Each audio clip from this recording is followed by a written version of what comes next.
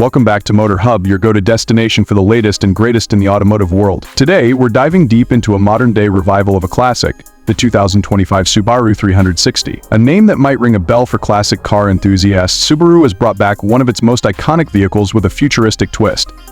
At first glance, you'll notice that the 2025 Subaru 360 is a small car, staying true to its roots as an ultra-compact. But don't let the size fool you. Subaru has packed a ton of innovation and style into this little powerhouse. The designers took inspiration from the original 360, which was known for its quirky look and lightweight build, and gave it a contemporary update. Think retro-futuristic sleek, minimalist lines with a nostalgic nod to the past.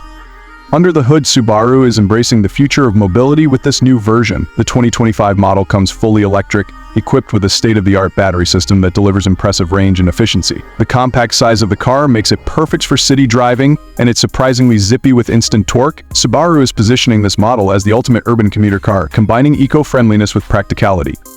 Inside, Subaru has ensured that the interior feels anything but basic. You're welcomed by a modern, tech-laden cockpit, complete with a digital display, touch-sensitive controls, and smart connectivity features. Despite its small size, the 360 offers a surprisingly spacious cabin, with ergonomically designed seats and ample headroom. But what really sets the 2025 Subaru 360 apart is its charm. It's the kind of car that makes you smile just looking at it. Subaru has nailed that blend of nostalgia and forward-thinking design, making it more than just a car, it's a statement piece for the road.